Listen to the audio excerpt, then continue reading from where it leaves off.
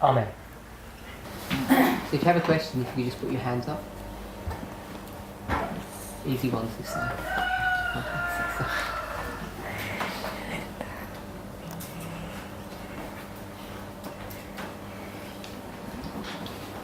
We don't have to know this word for word, do we? We just have to understand the principle. The line upon line principle. So the question is, do we need to know all of these things word for word? I guess the simple answer would be as close as, but there's a recognition that not all of us think the same way, understand things in the same way. But I think the most important thing is if we understand the principles. We understand the principles that undergird all of these thoughts, these ideas. I think if a person's not familiar with the details of this, they should be at least familiar with the Bible passages that we derive most of these lines from. So, as an example, the midnight cry, we talk an awful lot about the midnight cry, and it's very rare that we actually go back to Matthew 25 and actually read those 13 verses to understand what the context of the parable of the 10 virgins is about, because that's where it speaks about a cry at midnight. Because once you do Matthew 25 and you understand the parable of the 10 virgins, then what you notice is that Matthew 25 is just a continuation of Matthew 24. Matthew 24 is in certain, you can break the chapter up and cut it into certain portions. And the last part of Matthew 24 is about two groups of people. So there are two servants doing, grinding, and two servants in the field. There's this whole idea of there being two servants. And then Matthew 25 begins, and then shall the kingdom of heaven be likened unto two groups of servants, the wise and the foolish virgins. So if we understand those parables, just a plain natural reading of them, a conventional understanding, it goes a long way to understanding what these lines mean and how they work. I always understood the ones with the two virgins. There's two comings out. There's a group at the very beginning. They come together from somewhere else, and then later on there's a cry and they're called out. Yes. Yeah, so there's two comings out, coming out of different things. I know Sister White was very worried about the second one of those. Who would wake them up? So just the plain reading of those verses, it's not that easy to get even the information that you've just spoken about, two comings out. Then you can go to Ellen White's commentary on those passages, and then you can go to the Millerite history and how they felt that those verses were fulfilled in their own history. If a person has some familiarity with those three things, the plain reading of God's Word, Ellen White's commentary on those parables, and how the Millerites viewed those words, you're about 70-80% in your understanding of what we're teaching now. Where do we get what the Millerites believed from? The nicest place to get that is from a book, and the author is Gerhard Dampstieg. He's a theologian, I think he's retired now, from Andrews University, and he wrote Gerhard Dampstieg. I'll give you the spelling of it. I've probably not even pronounced it correctly, but it's available. It wouldn't be any worse than mine. Gerhard, G-E-R-H-A-R-D. We can just put G. Dampstieg, D-A-M-S-T-E-E-G, something like that. GT. Good chat. Yeah, he's Dutch. Yeah. By Heritage. It's available online from the Ellen White estate. If you have the CD-ROM on your computer, it's available on that. I noticed you had the app on your phone. It's available on that. So you already have. I've got the app on. Yeah, if you've got the app. I can't follow it. If you've got the app, you've got the book. If you're not sure how to use it, if you're not in a rush to go, so one of us can show you. 10 minutes. Kevin and Darlene in town, but it's catching them when they're free too. Sure, but someone can do it right now. It'll take you 5-10 minutes just to give you an overview of how. We can easily find the book for you. That's a really good, a good place to understand Millerite history. Yeah. we've been speaking about the midnight cry. Tess has. She's spoken about these two groups, the two tents. All of that history is easily available. But just the whole idea of the midnight cry. Yeah. Go back to the original story, the parable, Matthew 25. There are two groups, wise and foolish, and they're not the only two groups. There's about 2 or 3 different two-group stories at the back end of Matthew 24. Okay. So, Matthew 24? 24. At the back end of Matthew 24, because Matthew 25 leads on from Matthew. It says, "And then shall the kingdom." Oh yeah, and you can go into Matthew 25 as well. It doesn't end there. I only said Matthew 24 because Matthew 24 is the classic. Is a classic, the prophecy that takes you from the cross all the way to the end of the world, the second advent. And after giving all of that, then he speaks about a parable about eagles gathering together. And then he says, "Then shall it be like it was in the days of Noah, 2 people of grinding." Then it goes into Matthew 25.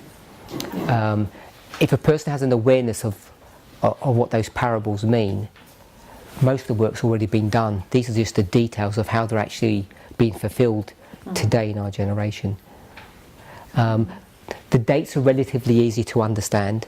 I think all of us should have a working knowledge of the dates. Tess has spoken about, a hand with 5 fingers, 5 dates in our history.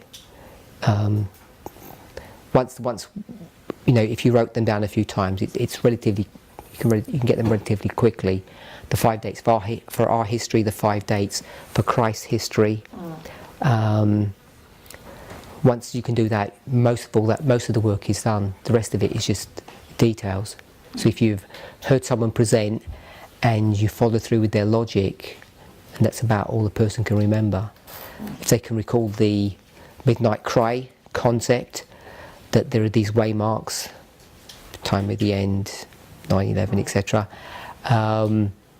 then you're flying.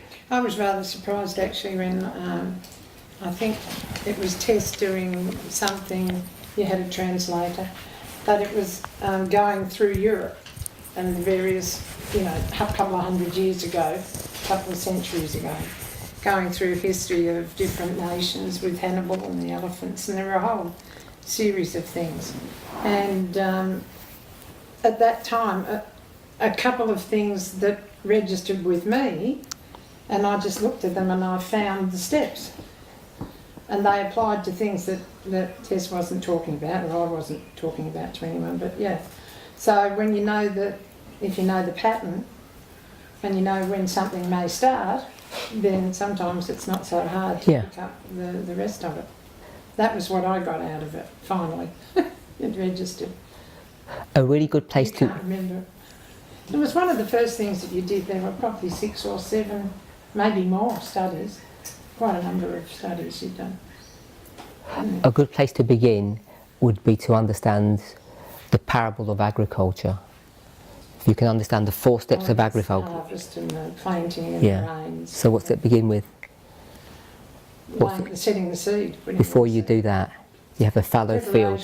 Yeah, so you'd plough the field, you'd sow the seed, then you'd have a rain, form a rain, then you'd have a latter rain, and then you'd harvest. Once you can get those 4 steps, those 4 periods of time, everything really falls into place after that. It's not the only model that we would use, but it does most of the work for us. Most of what's been done here is using that model. And these have been recorded today. So. Yeah. And the idea of using the hand, these 5 fingers, 5 waymarks, 4 dispensations. The idea has been taken from Daniel chapter 5. I listened to a child last month, and I'm looking and thinking, how many fingers has he got on his hand? It was a slightly modified version for the kids. But, yeah. Thank you. Just regarding the Sunday rule, like we understand it's not going to be a Sabbath Sunday issue now. So how do we understand verses 16 and 17 of Revelation 13 about receiving the mark and won't be able to buy and sell? Is that still applicable, or is it? what I've tried to do, when we look at the Millerite history, and we drew up their reform line, that first history where Christ should have come in 1863 time period. Even in that history, she's talking about the mark of the beast being Sunday keeping. Okay.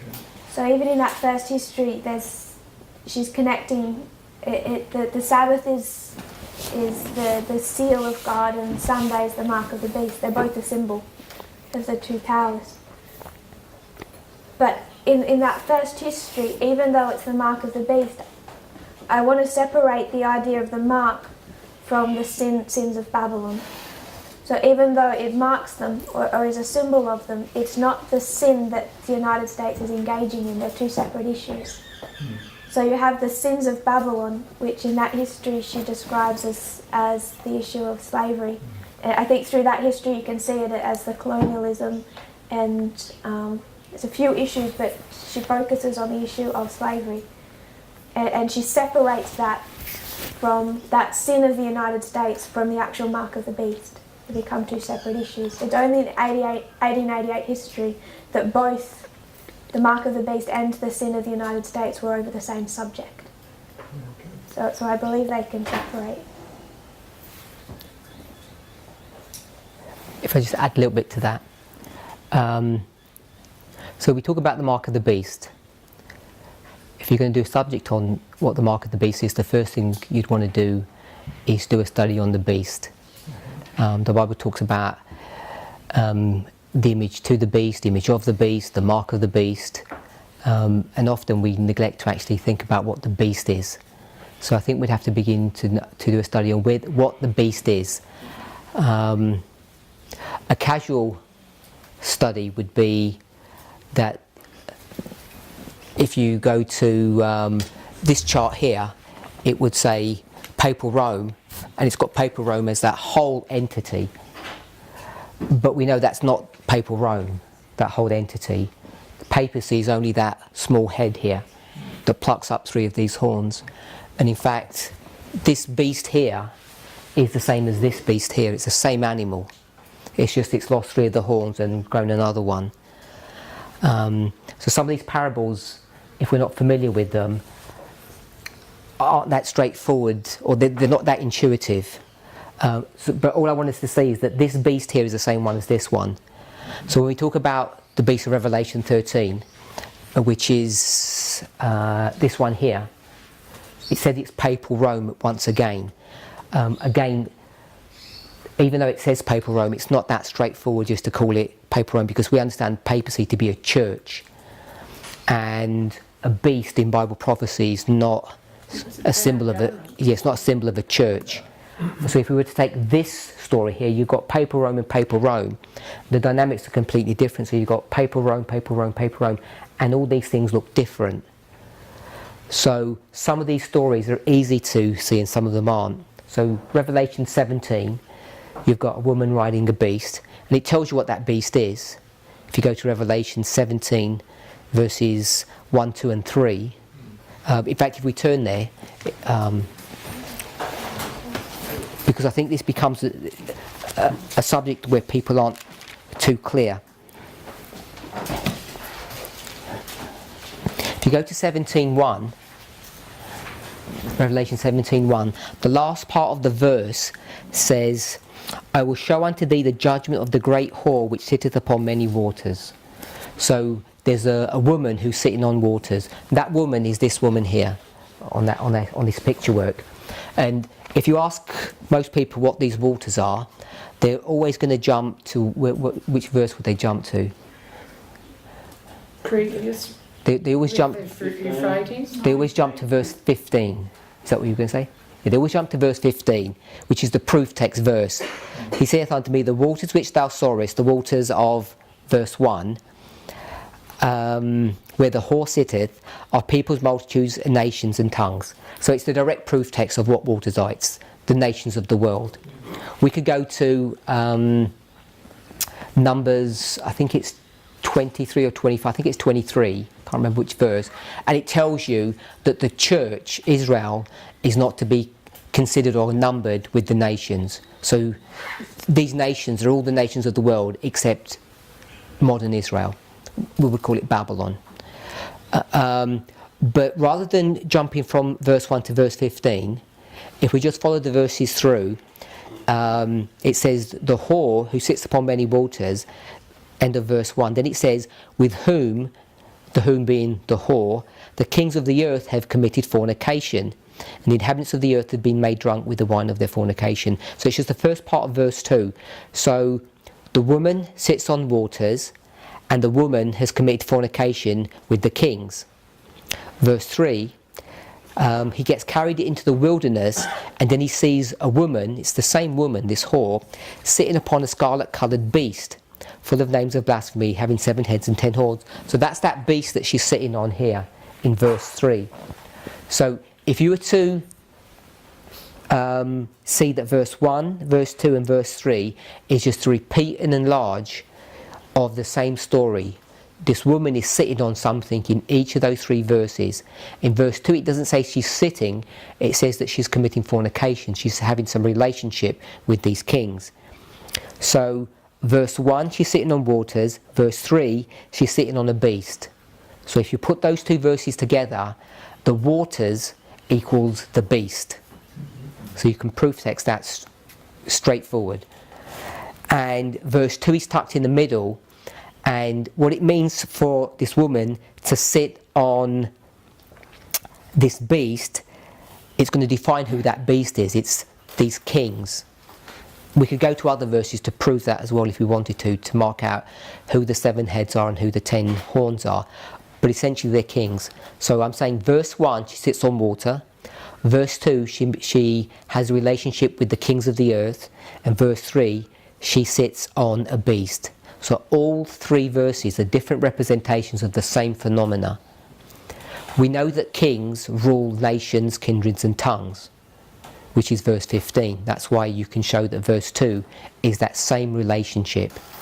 So this is a story that there's a woman who is a church, Mystery Babylon, and she's having an interaction with the nations of this world. The nations of this world are run by the kings of the earth. So if you took all of that imagery, you can show that a beast is basically a state power or government. It's not the only way we could do it. There are other ways to do it, but it's clear to see that in Revelation 17. So when you come to this chapter here, this is Revelation 13, this is Revelation 12, it's 12, 13 and 17. All of these beasts are state powers. In fact, if you read through them, they all have the same characteristics. They're a beast, it's called a dragon in chapter 12. It's a beast with 7 heads and 10 horns all the way through these 3 chapters. So they have a connection, you can proof text that. So when we talk about the mark of the beast, just a summary of that is that the beast is actually a government power, it's state. Even though it says papal Rome, because here it says pagan Rome and it's the same animal all the way through. And even though it says papal Rome here, in fact what we're seeing is there's a church connected to a state power. And in that history here, that state power is the Eastern pagan Roman Empire based in Turkey and the European kings, and there are 7 of them left after the breakup of pagan Rome. So there's a church-state relationship.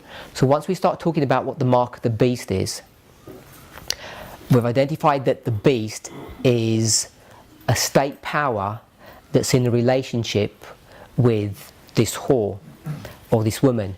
In chapter 17, the context of chapter 17, if we went back to 17,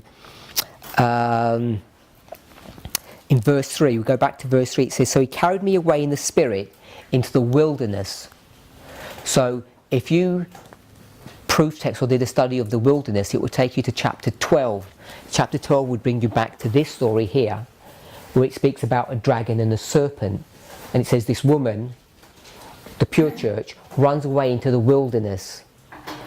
And it tells you what the wilderness is. The wilderness is a symbol, not of geography, but of time. 1260 years. So you know that the context of Revelation 17 is the 1260 years. So we have a beast that's doing its thing, which is state powers connected with the papal church during the 1260. So when we start talking about the mark of the beast, we have to go back to what the beast is.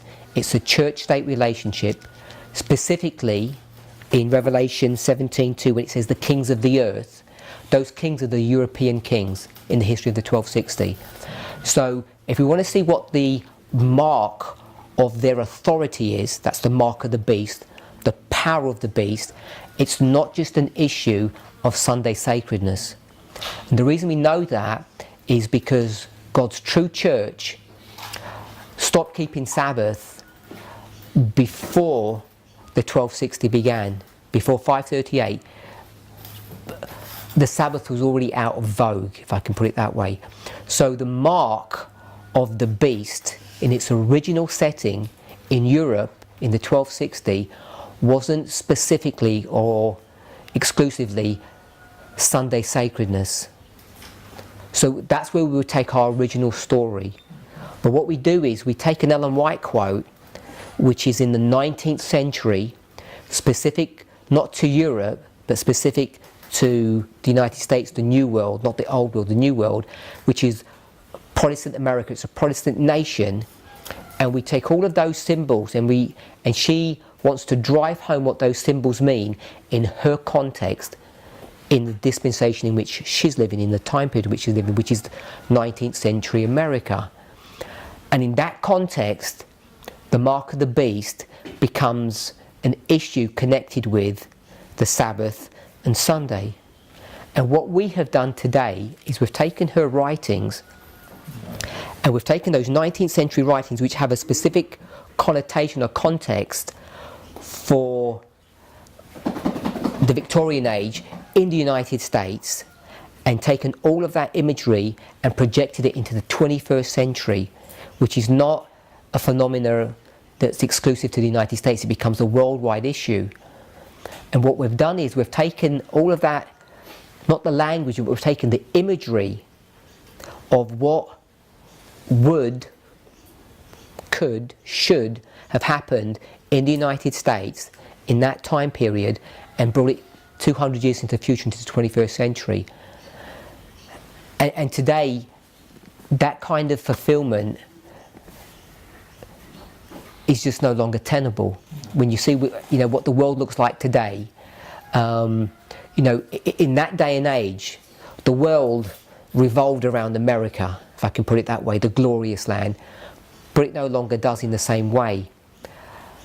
And so when we start talking about the mark of the beast and what it would mean for us today, even though it meant Sunday sacredness for Ellen White, it didn't specifically mean that during the 1260 or the Dark Ages, that the mark of the beast's authority was its ability to control a person's life, in all aspects of their life. It wasn't just about Saturday or Sunday, it was much more comprehensive. It was how the church controls the government to tell everybody what to do. And if I could just take you back to Revelation 17 verse 2, you'll see that there actually, because often we miss this point. In 17 verse 2 it says, with whom the kings of the earth have committed fornication. So I want to suggest that that is voluntary. That relationship is a voluntary relationship, whoredom. And then it says, and the inhabitants of the earth have been made drunk with the wine of her fornication. And I want to pick up when it says they have been made. I'm saying that has been forced upon them. If you go back to the Dark Ages, the kings of the earth, the European kings, forced the populace to do whatever the government said they were, on pain of death, on pain of torture. And the church was controlling all of that. So you have the church and the government in a voluntary relationship controlling the masses. So when we bring it to our dispensation, the time period in which we're living, you might be able to get a model that says, in America even today, there might be a Sabbath Sunday issue. Possibly there could be. But you can't get that same model and bring it to the Middle East or portions of Africa or South America or Asia. They just don't have the cultures. You know, if they said, well, you've got to start keeping Sunday and desecrate Saturday, who would care in Pakistan? They have no context of what that actually means. They've done it in Nepal. They've done Nepal what, sorry? kept the Sabbath for centuries. Uh, They've just recently changed it over to Sunday. But I mean, today, Yeah. most places have no concept of that. And if you go to, you know, any Muslim country, it's Friday nights that are going to be, you know, the special evening for them. So we just don't have a context of a Sabbath Sunday fight in most of the world. And I would argue that we can prove now it's not going to be the premier issue in the United States. The whole world wondered after the beast. Is that not applicable? It is. Yeah. It's all of these verses are applicable, but it's trying to understand what those things mean, what that beast means. That beast is a church-state relationship. It's not the papacy. Even Ellen White says it's not the papacy. In the Great Controversy, in one passage she says the beast of Revelation 13 is the papacy, but in another passage she says it's a symbol of the governments. In parenthesis, she doesn't say the next bit, which is controlled or is entered into a relationship with the papacy. So the image of the beast is it? So, Like that's starting to happen now, church and state. so that's being set up. So the image of the beast is, the word image means copy or mannequin, so it's a copy of the beast, it's a copy of the 1260. So whatever you see in the 1260 is going to be mirrored today. And again, it's this church-state relationship which goes far and beyond a Saturday-Sunday issue. It becomes a worldwide phenomena. So the image of the beast is a copy of the beast. And I think it's fair to say that if you go back to the 1260, the beast, those governments, were the European governments. And today, the government is not the European governments, it's the United States. Which is why we're already beginning to see a fragmentation of the EU, why the UN has no teeth, you know, no real strength. America just does what it wants. It runs gunshot over, you know, the whole world. It can go wherever it wants. No one can stop it. Even our Prime Minister was having a go at the United Nations yesterday or the day before. So the image of the beast is a copy of what it looked like before. It's not Europe that's driving the show now, it's the United States. The mark of the beast, it'll be the same dynamic as what it was in the 1260, this church-state relationship that will be controlling people's lives and directing how they should behave. All with whatever the local church situation is. So could we say, like the image of the beast was our test for God's people? Have we been tested now? Yes. So When you see, you know, don't you? When something happens, then all of a sudden it'll be clear. Now we know what it was. we already know what it was. Ellen White's pretty clear. She says, I think it's in Last Day Events, page 227, that the Lord has clearly shown me that the great test for God's people, the image of the beast, will be set up before the close of probation. And the close of probation is Daniel 12:1. The great test is Daniel 11:41. It's the Sunday law. The image of the beast is the Sunday law test. That's pure and simple what it is. What we did in our movement, because I don't know if we all pick up this important point, that the cross here can only be seen at a fractal level, not only for the line of Christ but also for our history. You don't see it in the line of the 144,000. You only see it in the line of the priest. It becomes visible there.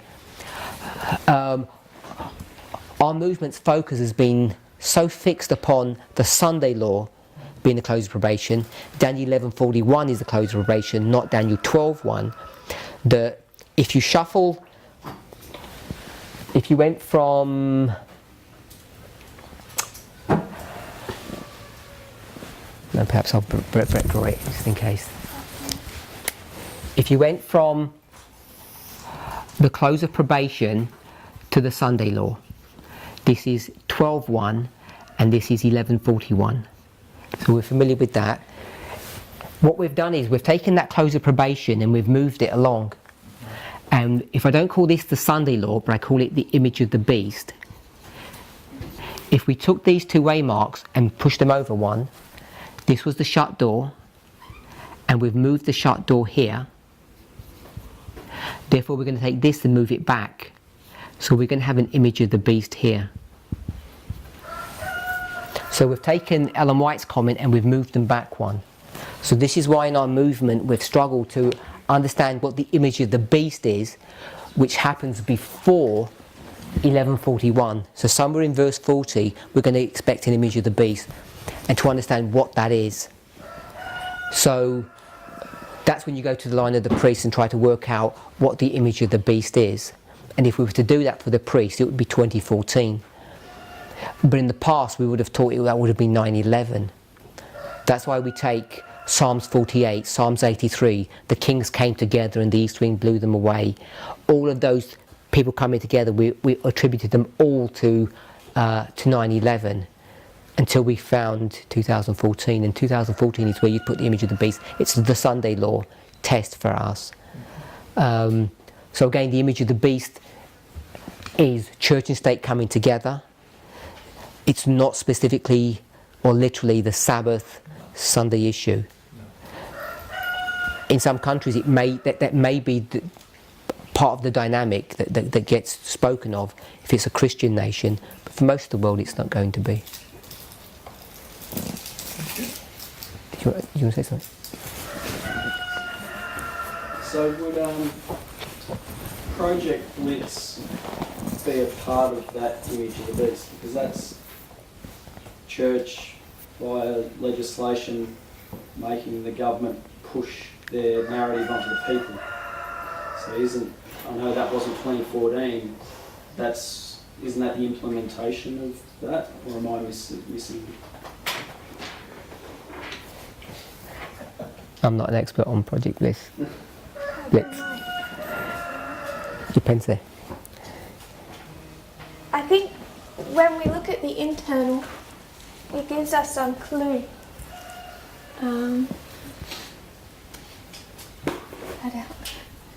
We're all looking for the Sunday law to be this major waymark where we see so much happen.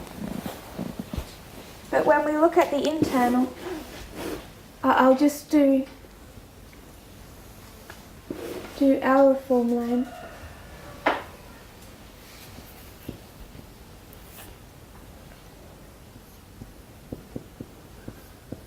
In 2014 is the middle waymark, or midnight, or Sunday law.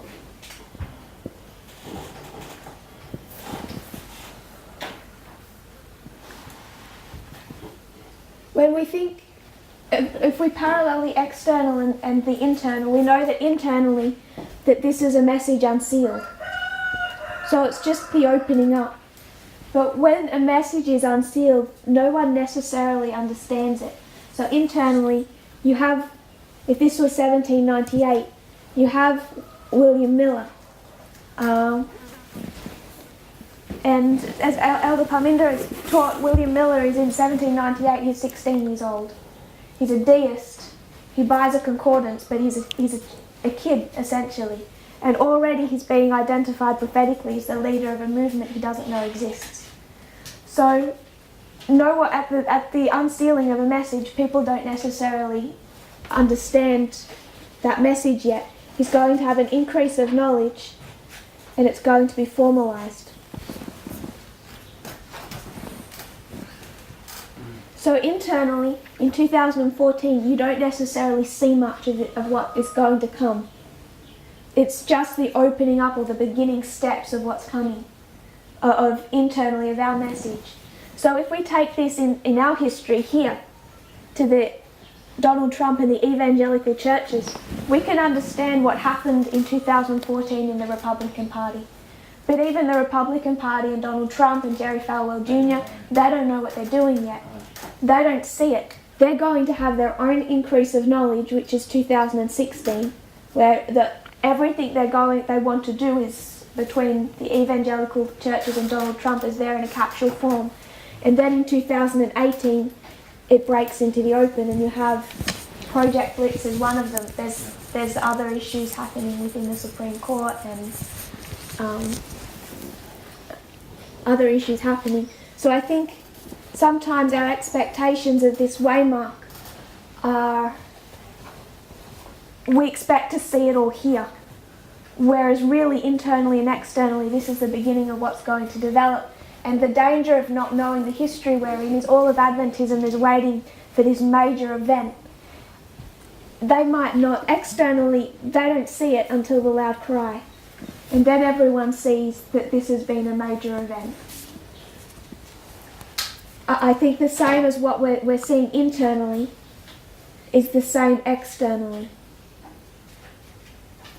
What was your original question? I'm understanding. Project You've actually answered it. So we're really seeing it more and more clearly. Yeah. But we can look back and see that it began here.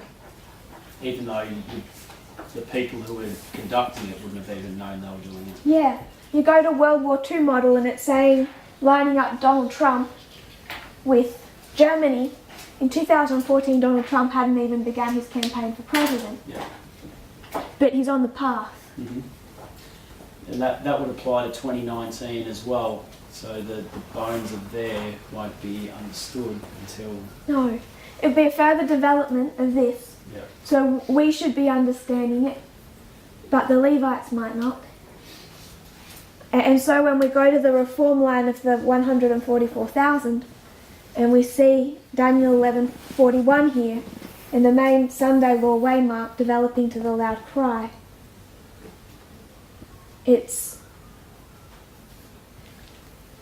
we need to see this waymark coming beforehand, because if the churches, if Adventists aren't awake to see what's already happening, they won't necessarily see it here.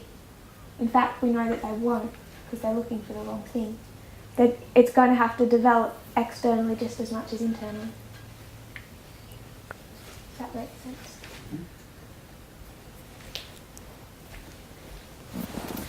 To give some clarity to the previous question for those that might be a little confused, when we go to that first Millerite history, we would say 1798. You could say April 19, 1844. These are the 5 key waymarks of Millerite history. Then you have 1850, 1861 and 1863. So it's this that's been discussed. What this waymark would have looked like if Jesus had have come back in their history the way he was meant to do. That's why we've been discussing this waymark. That goes back to the previous question.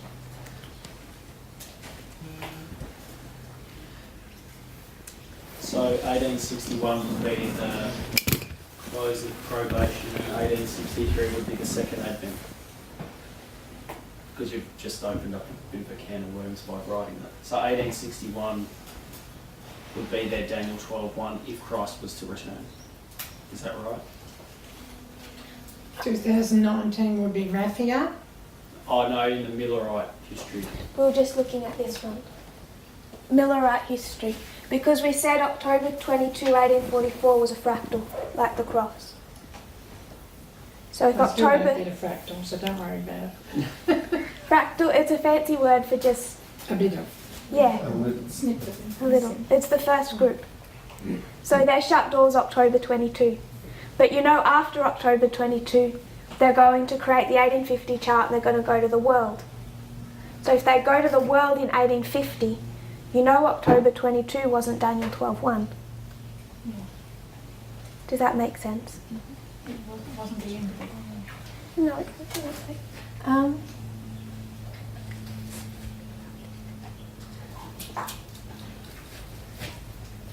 So you know that after October 22 we identify as a shut door. Yes.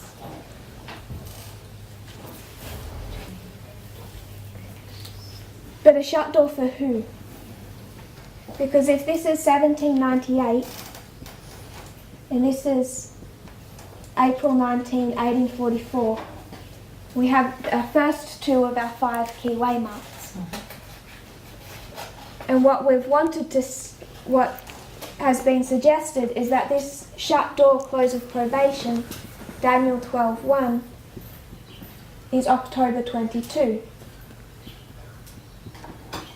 But if October 22 is Daniel 12:1 and the shut door, why are they taking the message to the world afterwards? Yeah, no point, is there? No. And we know that Christ was meant to return in that history because Ellen White tells us so. So this is where our understanding fractals comes in, because this is a shut door for a specific group that have received the message and are given enough light to decide whether or not they're going to accept or reject it. But there's obviously another group who haven't closed their probation here or made a final decision because they're yet to receive it. So this waymark of October 22 can't be Daniel 12:1. Is that okay? Yep. So it's a shut door on a fractal level. There's a first group called that are given the message and tested, and they close their probation there. So then what are these waymarks? You can construct a line that's what Parminder has laid out in some presentations, using the 2520 to show that Jesus should have returned in 1863. If you were to go to spiritual gifts, we can do this afterwards and I'll show you in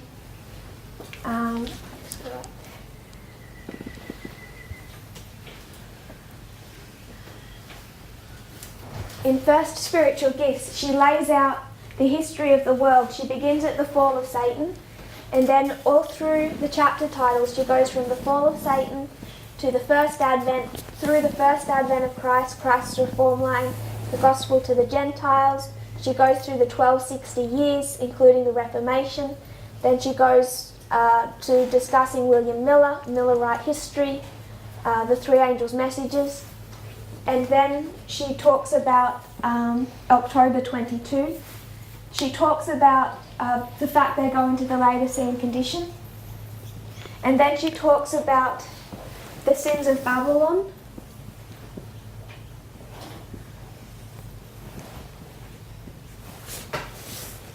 Then she talks about the loud cry. So she talks about Millerite history, October 22, they go into the Laodicean condition, then the sins of Babylon, the loud cry, the close of probation, the time of trouble, so this is the time of trouble, and then the second advent. So she lays out the whole of history from the fall of Satan to the second advent in First Spiritual Gifts. And she does this in the late 1850s. So prior to this 1863 history, it's written in the 1850s that she lays out these chapter titles. And we can identify that Christ should have come back in his history, and she says so later on, decades later. So you go into the history of the sins of Babylon, and she says that the sins of Babylon is the sin of the United States. She says that the United States has a cup, and that that cup is now full. So she says the United States has a cup, which we know is probationary time, and when the cup is full, it's about to be judged. And she quotes Revelation 18 and says that they're going to make the United States drink double. She's going to drink double whatever is in this cup. And whatever is in this cup that's filled up the cup of her probation is her sin. And then through that chapter, the sins of Babylon, she's discussing the sin of slavery. So this history for her is all about slavery. So she goes from talking about William Miller to October 22. She talks about the sin of slavery, then the loud cry, then the close of probation, then the time of trouble and the second advent. And everything fits in, would have fitted perfectly into that early history. In the Great Controversy, she's taken this concept of the sin of Babylon and slavery, and it's these chapters that are no longer talking about slavery, but talking about a Sunday law in Congress. Okay. So she's got two totally different models. We have slavery on a larger scale today than we have ever had in this earth's history. We've got slaves in Australia today. who are here illegally. They can't get their passports. They're working for farmers for nothing. It's worldwide in the food industry and garments and everything else. So slavery could have a second application for today too. This is where the particular ministry in North America starts to disagree with us, because it's all based on that early reform line. But they disagree with this issue, and it's the same issue that we've been discussing when we talk about the rebellion in heaven and the rebellion now, and the rebellion that occurs before the cross. It's all about organisation and it's all about equality. This rebellion was about accepting equality, and this rebellion is about accepting equality. Which also is connected to slavery, isn't it? It's the same thing as equality. And the one thing the United States did in 1798, its most significant event for 1798, was they passed a law. It was called, I can't remember now. While you're thinking, that the rebellion in heaven also, Sister White brings up slavery. It's Satan charged the angels that stayed with God as being slaves. He accused God of everything he was doing himself, because it's Satan that instituted slavery. Ellen White tells us it's a direct institution of Satan. Yeah. So this is where we see, if we were going to construct this reform line, how it should have been in the Millerite history, this waymark that we call Sunday law had a totally different sin. And this is 1850. So October 22, 1844 is a shut door on a fractal level. And then when you come over here, 1861 is the beginning of the Civil War. And that was the judgment that was meted out onto them because of slavery. Ellen White says that the Civil War was the judgment of God. If they weren't going to release the slaves themselves, God was going to force them to with the Civil War. Which makes sense why this is the beginning of the Civil War. It explains why this is called the time of trouble. And she says, in the time of trouble, innocent people suffered.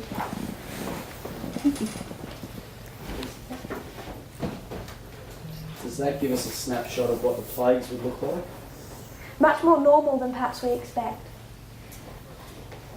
So that would be, even though Christ didn't come back and it was a history of failure, is there something to be gleaned there from the plagues?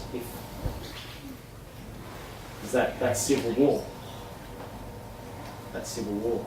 Is that what the plague, that in that history, that's what the plagues would have looked like? Well, you've got a lot of protests and things going on in America and in other places at the moment. There could be massive civil wars coming up.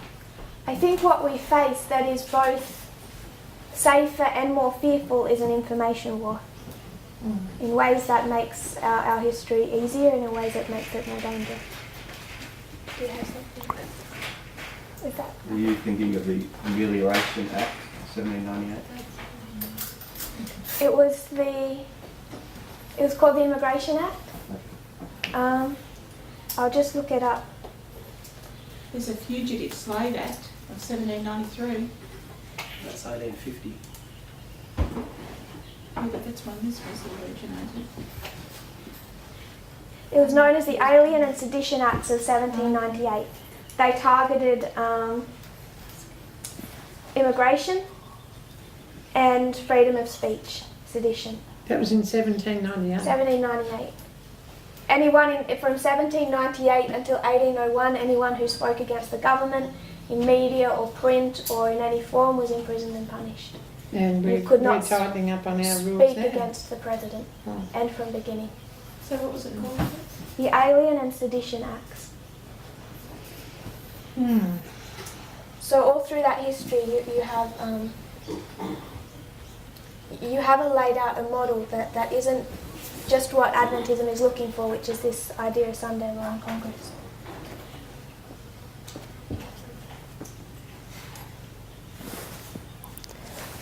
One more question.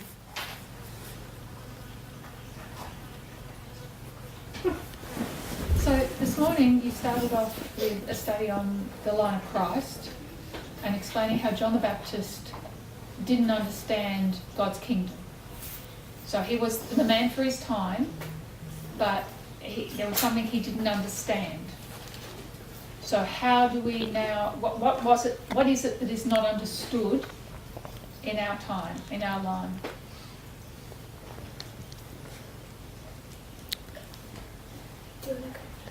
The Sunday law.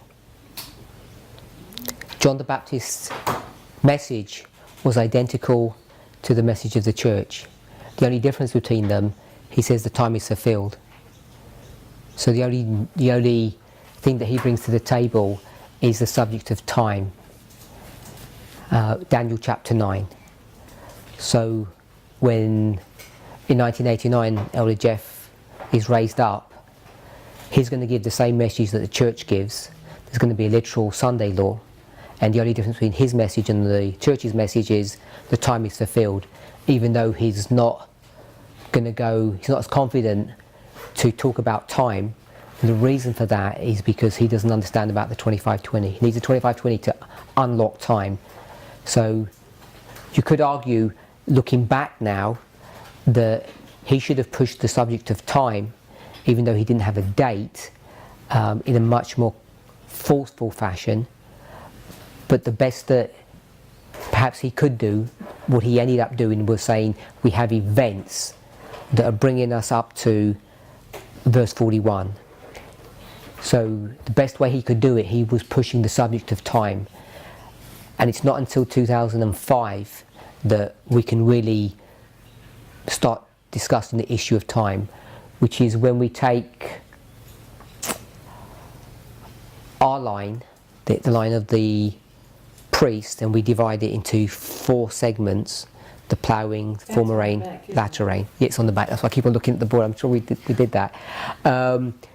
In our dispensation from 9/11 to 2014, that becomes the subject of time. And the 25-20 tucks right into that history, right on time.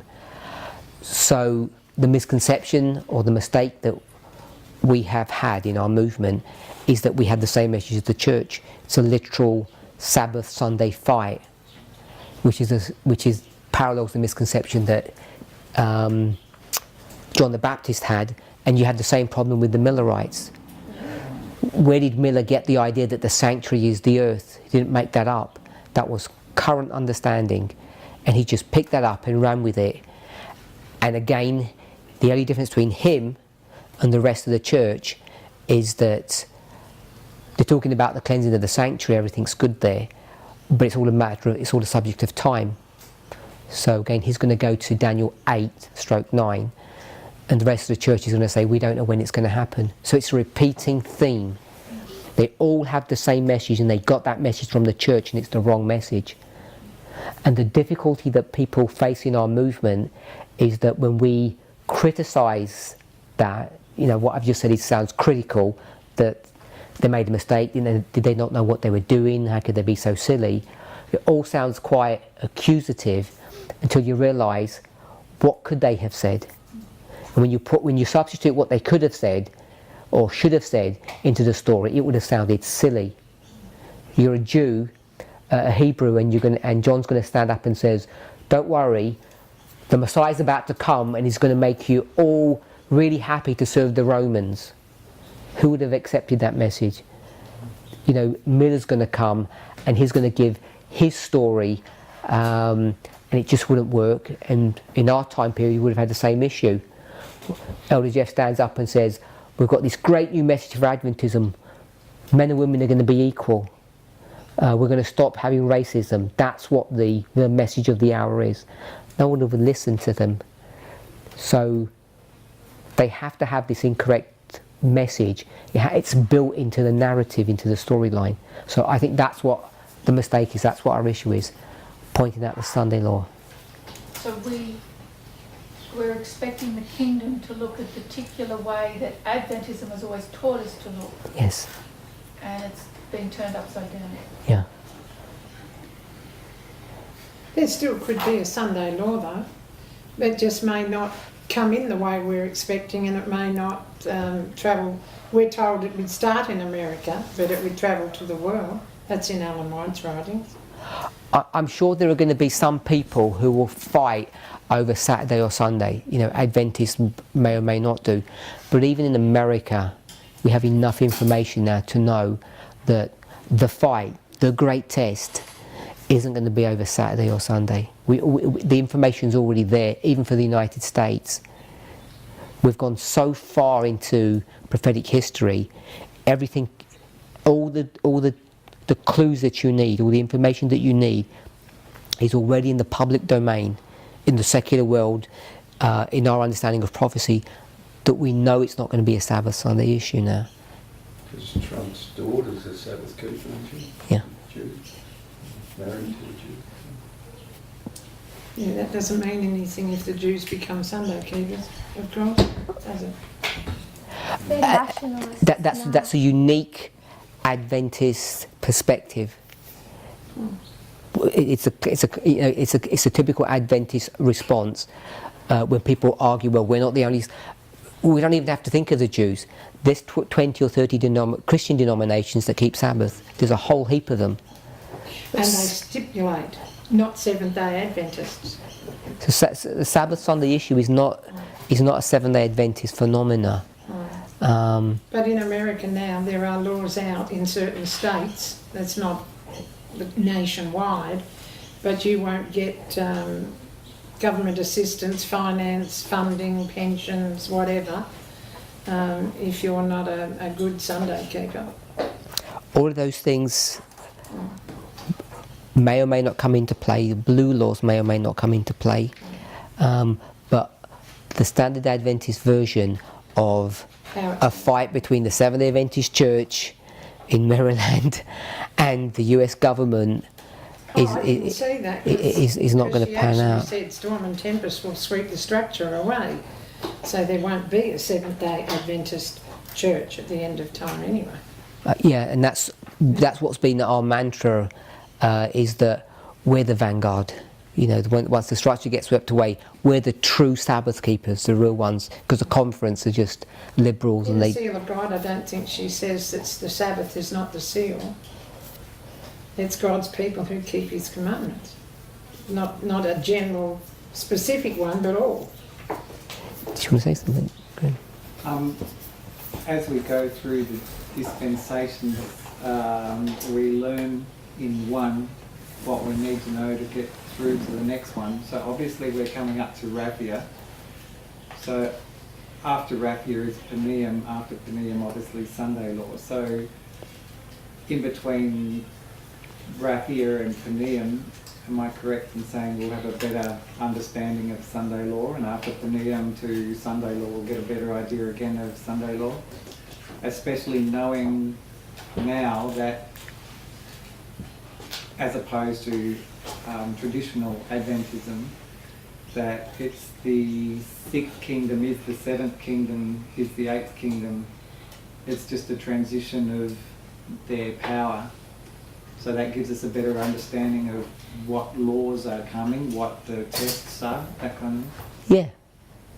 Let me ask you a question. What's the great test for the priests? Or when was it? In each instance, For the it was priests. first, wasn't The it? great test, For the priests. just before the cross. So I would say it's here. Yeah, that's the great test. The Sunday law is the great test for the priest. What's the great test for the Levites? They have to be the same. Oh, right. Because they shuffle over one. Yeah, but I meant over one. Yeah, so what would that be? 2019 maybe. Raphia. So Raphia is the great test for the Levites, and that's about 5 weeks away. So It's the transition of the sixth to the seventh. So the only point I wanted to make was, we know that before the Sunday law, we're supposed to be awake to it. So there should be an awareness in the United States that the Sunday law is about to hit in 2019, and everyone should know about it. The Sunday law as a waymark, not Yep. as a literal... Yeah, for 2019, the Sunday law for the Levites, we should already be aware of that. Not only we should, the Levites should be aware of that, because they should have been warned. So the question is, have the Levites been warned that the Sunday law is coming in 2019? By external sources, yes. So the answer is yes, they must have been warned. Otherwise, those spirit prophecy quotes don't mean They anything. can't be tested on something they don't know. Yes. So internally we were, 2012, we were warned, we've got that history, and it's well recorded now. So now, if you go to 2019, the Levites must have been warned from 2018 onward that there's a Sunday law coming.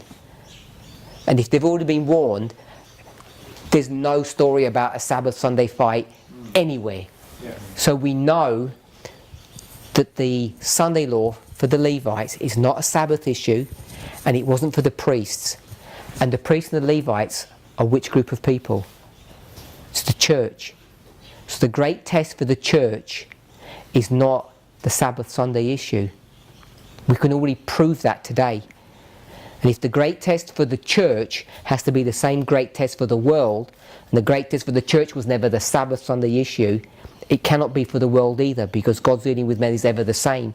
We already have all the information proven that it can't be a Sabbath Sunday issue. If you believe in the lines, if you believe that these lines are correct, which everybody says that they do, because we're already in the... We're way past the increase of knowledge for 2019, or Ellen White would describe it, the agitation for the Sunday law. As you see the event approaching, it begins to get agitated. So the whole world should be agitated, the whole Levite world should be agitated that the Sunday law is about to hit 2019, which must be external events, or of course. There may be some internal issues going on, and I think there are. So once we start seeing that, we've already proven beyond the shadow of a doubt that it's not going to be literal Sunday law for the priests or the Levites. Some kind of information. Yeah? Yes. Sorry, if there are any more questions we can ask them afterwards. Just one final point to answer that. Within every dispensation of 144,000, there's an increase in a formalisation.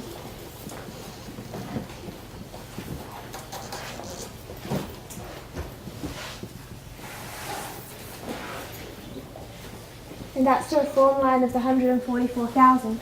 We know that between 9/11 and Daniel 11:41, that Sunday law, the one we're all talking about or looking towards, there's an increase of knowledge and a formalisation.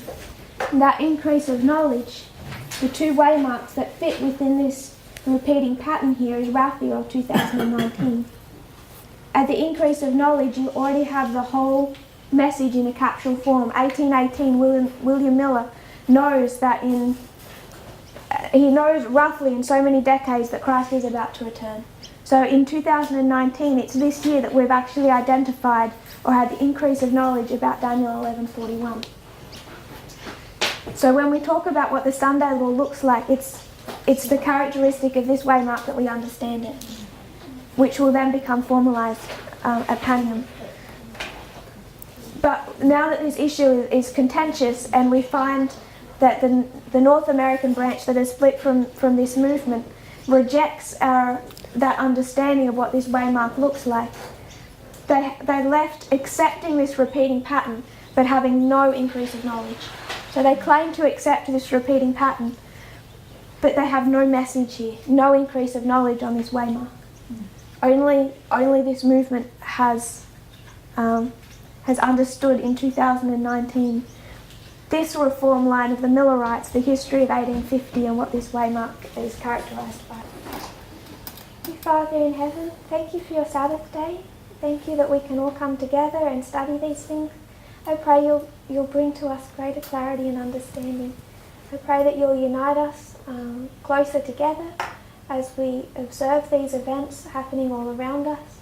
May we be encouraged even in the difficult times that all is happening as you have laid out prophetically, that you do nothing without revealing it to your servants first, and that even now, Lord, you are showing us your love for us and granting us an understanding and your power, and that you can from centuries past lay out the information needed for us to understand at this time. I pray, Lord, you will bless those who are leaving, grant them a safe journey, and bring us back together again soon well. I pray in Jesus' name. Amen.